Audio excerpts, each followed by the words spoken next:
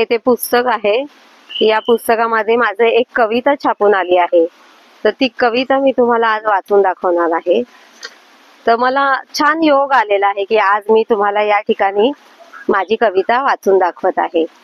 तर ही आहे माझी कविता, माणसांमधील फुलं. तर मैत्रिणींनो, आज अगदी छान असा योग जुळून आलेला आहे आणि योगायोग असा की मला बऱ्याच दिवसांपासून ही कविता तुम्हाला ऐकवायची होती, पण आजचा दिवस आला तर म्हटलं छान संधी आहे तर आपण ही कविता ऐकून दाखवूया. तर ही कविता आहे, माझं हे मासिक आहे. या मासिकामध्ये माझी कविता आलेली आहे. तर ऍक्च्युली ते उलट दिसते, पण गोट्या हे नाव आहे या मासिकाचं. आणि आज जो एम्प्रेस गार्डनला फुलांचा महोत्सव भरलेला आहे, त्या महोत्सवात मी फुलं पाहण्यासाठी आलेली आहे. तर मग म्हटलं की छान योगायोग आहे, तर आपण ही कविता याच ठिकाणी तुम्हाला माझ्या मैत्रिणींना मी वाचून दाखवते. कवितेचं नाव सुद्धा अतिशय सुंदर आहे. कविता आहे माणसांमधील फुलं. तर माणसांचे स्वभाव कसे असतात, तर फुलांसारखे मूढी स्वभाव असतात आपले माणसांचे. तर तो माझा लेख आहे ऍक्च्युली.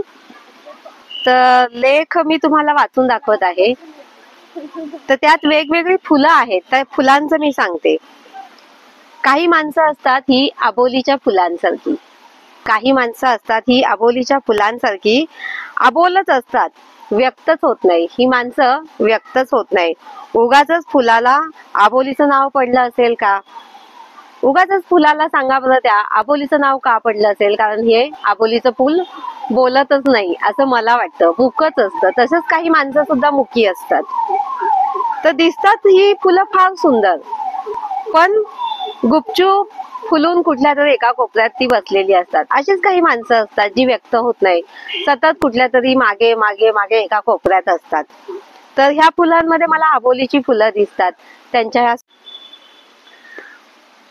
आता आपलं दुसरं फुल जे आहे ना पुढचं, ते आहे सदाफुलीचं फुल. काही माणसं जी असतात ना, ही या सदाफुलीच्या फुलांसारखी असतात, सतत टवटवीत. आणि ही सदाफुलीची फुलं कशी असतात, कोणत्याही ऋतूमध्ये फुलतात. ऊन असो, वारा असो, पाऊस असो, पण ती 12ही महिने ही फुलं त्या झाडाला येतात आणि नेहमी फुलत असतात. तसंच काही माणसांचं असतं.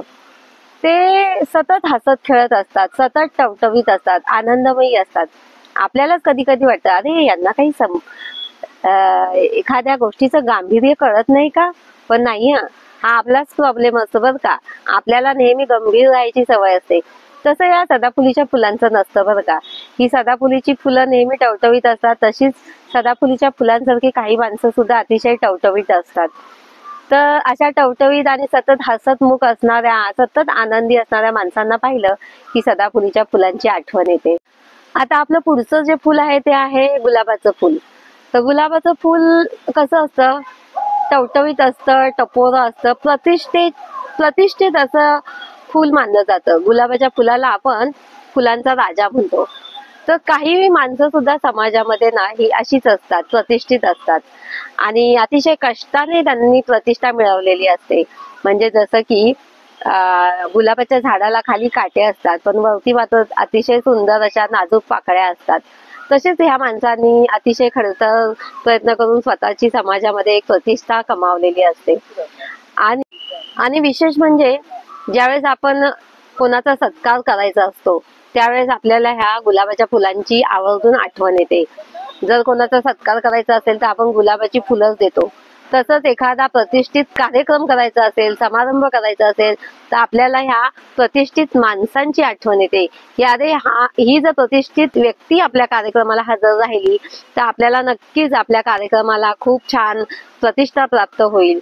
आणि अशी ही प्रतिष्ठित माणसं मला ह्या गुलाबाच्या फुलांसारखी वाटतात. आणि या प्रतिष्ठित माणसांच्या सहवासात आपण आलो ना, तर आपली सुद्धा प्रतिष्ठा वाढते. म्हणून काही माणसं समाजामध्ये गुलाबाच्या फुलांसारखी प्रतिष्ठित असतात बरं का. आता आपलं जे पुढचं फुल आहे ना, ते आहे प्राजक्ताचं फुल. तर प्राजक्ताची फुलं ही तुम्ही पाहता अतिशय नाजूक असतात. अगदी सूर्य उगवायच्या आधीच उगवतात आणि उन्मलून खाली पडतात सुद्धा. आणि ही फुलं इतकी नाजूक असतात ना की हाताच्या ओंजळीत जर आपण धरली ना, तर ती हाताच्या ओंजळीच्या उष्णतेने सुद्धा कोमेजून जातात. तसंच काही माणसांचं असतं. तर ही काही माणसं सुद्धा ना प्राजक्ताच्या फुलासारखी नाजूक असतात. नाजूक म्हणजे अतिशय संवेदनशील असतात. म्हणजे यांना इतका आनंद होतो, खूप आनंद होतो एखाद्या गोष्टीचा. ती गोष्ट प्राप्त करायच्या आधीच हे अतिशय उत्साहाने आनंदी होतात. पण जर का त्यांना ती गोष्ट मिळाली नाही, त्यांच्या मनासारखं काही घडलं नाही, तर ही माणसं लगेच दुःखी होतात आणि दुःखाने कोलमडून पडतात, कधी उन्मलून जातात. तर अशी ही संवेदनशील नाजूक मनाची जी माणसं असतात ना, त्यांना पाहिलं की मला प्राजक्ताच्या फुलांची आठवण येते. तर अशी ही आपल्या माणसांमध्ये फुलं ही दिसतात, आपल्या त्यांच्या स्वभावामध्ये आपल्याला ही फुलं दिसतात. आता आपलं दुसरं जे फुल आहे ना, ते आहे शेवंतीचं फुल आहे. तर हे शेवंतीचं जे फुल आहे ना, ते अतिशय टवटवीत असतात. बरं, या शेवंतीच्या झाडाचं असं आहे ना, की ह्या झाडाला जर कोणी 8-10 दिवस पाणी जरी नाही घातलं ना, तर ही झाडं अतिशय टवटवीत राहतात. ही फुलं टवटवीत राहतात. कोणी पाणी घाला अगर नका घालू, पण अगदी सुकेपर्यंत 8-10 दिवस ही फुलं टवटवीत राहतात. तसंच शेवंतीसारखं काही माणसांचा स्वभाव असतो, की कोणी बोला अगर नका बोलू, काही दुःख येऊ न येऊ, सुख असो नसो, पण ही माणसं सतत टवटवीत आणि आनंदी असतात. आता आता आपलं जे पुढचं फुल आहे ना, ते आहे झेंडूचं फुल. आता हे झेंडूचं फुल कसं असतं, प्रत्येक कार्यक्रमामध्ये उपयोगी पडतं. मग तो कार्यक्रम कोणताही असो, एक दुःखाचा कार्यक्रम असू दे, नाहीतर सुखाचा आनंदाचा कार्यक्रम असू दे, किंवा कोणत्याही देवाधर्माचं कार्य असू दे, सणावाराला कोणत्याही कार्याला ही झेंडूची फुलं उपयोगी पडतात. आणि चला उद्या काहीतरी देवपूजा आहे, उद्या घरात काहीतरी रांगोळी काढायची आहे, तर फुलं हवी आहेत. सीझन कोणताही असो, कार्यक्रम कोणताही असो, ही झेंडूची फुलं बाजारात आपल्याला हवी तेव्हा अवेलेबल असतात. तशीच काही माणसंही असतात बघा. आपल्याला फक्त आपण त्यांना मदतीची हाक द्यायची, शब्द असतात. आणि कोणतं फुल नाही म्हणून या दुसऱ्या फुलांवाचून काही आपलं अडत नाही. ही झेंडूची फुलं आपल्याला मदतीला उभी असतात ना, तसंच काही माणसं असतात. कोणी असो नसो, पण त्यांना फक्त तुम्ही हाक द्या, त्यांना फक्त तुम्ही आवाज द्या, ती माणसं तुमच्या मदतीला येणारच. आता आपलं जे पुढचं फुल आहे ना, ते आहे चिनी गुलाब. चिनी गुलाब म्हटलं की मला असं कंजूस माणसांची आठवण येते. कंजूस माणसांना पाहिलं की चिनी गुलाबाची आठवण येते. अगदी म्हणजे कोणाला मदत करत नाहीत ही माणसं. चिनी गुलाब कसं असतं, सकाळी उमललं की 2-3 तासात कोमेजून जातात. म्हणजे आहे की नाही त्या ठिकाणी तेही कळत नाही बरं का ह्या चिनी गुलाबाचं. म्हणजे कळी उमलली होती की नाही, इतकी ती अशी सुकून जातात, कागदासारखी असतात. कागदी फुलं म्हणजे चिनी गुलाब. तसं काही माणसं असतात, वरवर बोलतात पण आतून खूप कंजूस असतात बरं का. कोणासाठी मदतीची त्यांची अपेक्षा नसते. तर अशा माणसांना, कंजूस माणसांना मी चिनी गुलाबच म्हणेल. अगदी नाही, काही नाही, तर एखाद्याचं कौतुक करायला सुद्धा आपल्याजवळ एक मोठेपणा असतो. कौतुक करायला, एखाद्याला प्रोत्साहन द्यायला तरी आपल्याला काही पैसे लागत नाही. पण ते सुद्धा ह्या माणसांजवळ नसतं, तेही हे माणसं करू शकत नाही. म्हणजे ही माणसं खरी चिनी गुलाबासारखी कंजूस असतात अतिशय. असो मंडळी, तर आता अशी किती फुलं आठवावी बरं. प्रत्येक फुलाचा एक स्वभाव आहे, तसंच प्रत्येक माणसाचा स्वभाव आहे. प्रत्येक घ्यावी आणि किती फुलांचे स्वभाव तुम्हाला सांगावे की जे माणसांमध्ये घडलेले आहेत. आपलं माणसांचंही ह्या फुलांपेक्षा काही वेगळं नाहीये. कित्येकदा आपण रुसतो, रडतो, निराश होतो, कधी अति आनंदी होतो, अति उत्साही होतो आणि उन्मलून कोलमडून सतत पडतही असतो. तर ही फुलं, हा निसर्ग आपल्याला खूप काही शिकवून जात असतो. आता आपण भाज्याच खातो, तर पहा, कारल्याची भाजी कडू आहे, मग त्यामध्ये काही गुणधर्म नाहीत का? नक्कीच आहे. त्याचाही त्याच्या ठायी खूप उपयोग आहे. एखादं फळ आंबट असतं, एखादी भाजी आंबट असते, कडू तुरट असते, पण त्याचाही आपल्या शरीराला खूप उपयोग असतो. त्याचेही गुणधर्म असतात. तसंच माणसाच्या स्वभावाचं असतं. काही माणसं रागीट असतात, काही कडक स्वभावाची असतात, काही दुःखी असतात, काही सतत निराश राहणारी, काही टोचून बोलणारी, काही आनंदी, उत्साही. प्रत्येक जणाचा स्वभाव त्याच्या प्रसंगानुसार त्याचं व्यक्तिमत्व खुलत असतं. त्या प्रसंगानुसार त्याच्या स्वभावाचं महत्व कमी जास्त होत असतं. तसंच आहे आपलं, या माणसांनी आपण समजून घेतलं पाहिजे की ही फुलं रोज उमलतात. रोज बघा ना, सकाळी उमललेली फुलं संध्याकाळी कोमेजून पडून जातात.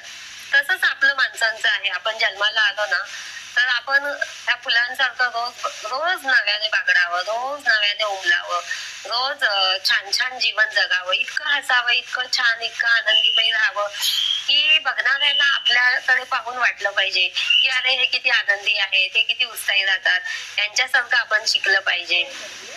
आपलं जीवन ना एखाद्या फुलपाखरासारखं पाहिजे. आता ही माणसंच घ्या, ही माणसं पहा कसा फुलांचा आनंद घेतात. ही फुलं सुद्धा रंगीबेरंगी फुलं उमललेली आहेत आणि सर्व माणसं त्या फुलांचा रंगांनी प्रभावित झालेले आहे, त्यांच्या टवटवीपणामुळे प्रभावित झाले. तसं आपल्याकडे पाहून लोकांना आपलं व्यक्तिमत्व प्रभावी वाटलं पाहिजे, आपलं आनंदी जीवनशैली ही प्रभावी वाटली पाहिजे. जाता जाता आपण प्रत्येकाला काहीतरी देऊन गेलं पाहिजे. तर आनंद तर निश्चितच देऊ शकतो की नाही, ते त्यासाठी तर आपल्याला काही लागत नाही. म्हणजे एखाद्याच्या चेहऱ्यावर जर आपल्यामुळे हसू येत असेल तर निश्चित आपण तेवढं तर करू शकतो ना की ही फुलांनी आता केवढा आनंद दिलेला आहे की थोडा वेळ सगळेजण विसरून गेले जो तो आपापला फोटो आणि व्हिडिओ काढण्यामध्ये रंग आहे ह्या फुलांसोबत. म्हणजे काय असतं आणि आपण मात्र एकमेकांना पाहून किती दुःखी, कष्टी, नाराज होत असतो. तसं आपल्याला आपल्या सोबत कोणाला तरी फोटो काढावासा वाटला पाहिजे, नाही का? जसं या फुलांसोबत आपल्याला वाटतं फोटो काढावा, तसं आपल्या सोबत सुद्धा कोणाला तरी फोटो काढावासा वाटला पाहिजे. त्यामुळे ह्या फुलांकडून आपण निश्चितच काहीतरी घेतलं पाहिजे. तर म्हणतात ना, जे न देखे रवी ते देखे कवी, तसं आपलं प्रत्येकाचं मन हे कवी मन असावं. तर आपल्याला निसर्ग टिकता आला पाहिजे आणि जर आपलं मन कवी मन असेल ना तर निसर्ग निश्चितच आपल्या सोबत बोलतो आणि निसर्गाचं मन आपल्याला कळतं. निसर्गाने आपल्याला काय शिकवण दिली आहे ना ती आपल्यापर्यंत पोहोचते. तर आजचा हा विषय कसा वाटला, आजचा ब्लॉग कसा वाटला तर ते मला नक्की कळवा आणि आवडला असेल तर प्लीज लाईक करा, सबस्क्राईब करा. धन्यवाद. आलेली आहेत आणि सगळ्यांची डोळे ह्या फुलांच्या रंगांनी तृप्त होत आहेत. तसं आपलं जीवन, आपलं जगणं, आपलं हसणं बागडणं पाहून प्रत्येकाला एक हेवा वाटला पाहिजे की अरे ही व्यक्ती किती आनंदी राहते, किती बागडते, किती हसते. तसं आपण ह्या फुलांसारखं सतत हसलं पाहिजे, आनंदी राहिलं पाहिजे. क्षणभराचं आहे जीवन, पण हा निसर्ग आपल्याला खूप काही दिलेला आहे या निसर्गाने. तर ह्या फुलांसारखं जगून घ्या, बागडून घ्या. छान आहे तोपर्यंत छानपैकी उमलत राहा, फुलत राहा. आलेला प्रत्येक दिवस हा आपल्यासाठी उमलण्यासाठी आहे. कालचा दिवस विसरून जाऊन रोज नव्याने फुलत राहावं, नव्याने बागडत राहावं. आता ह्या फुलांना किती नावं घ्यायची, किती सांगायची बरं ही फुलं. पण असो, जे न देखे रवी जे न देखे रवी ते देखे कवी. तसं हे कवी मन प्रत्येकाच्या मनात आहे, प्रत्येक माणसामध्ये आहे. तर प्रत्येक माणसाने आपल्यातला कवी जागा करावा आणि त्या कवीच्या डोळ्याने निसर्गाला पहा तर नक्कीच निसर्ग तुमच्या सोबत बोलेल, निसर्ग त्याच्या मनातला आपल्याला सांगेल. तर अशा प्रकारे जीवन जगा. आणि कसा वाटला आजचा तुम्हाला फुलांचा महोत्सव तर सगळ्यांनी याचा आनंद घ्या, त्या गार्डनला भेट द्या आणि एन्जॉय करा. ओके. आणि जर आवडला असेल आजचा विषय तुम्हाला, आजचा हा ब्लॉग तुम्हाला आवडला असेल तर लाईक करा, शेअर करा, सबस्क्राईब करा.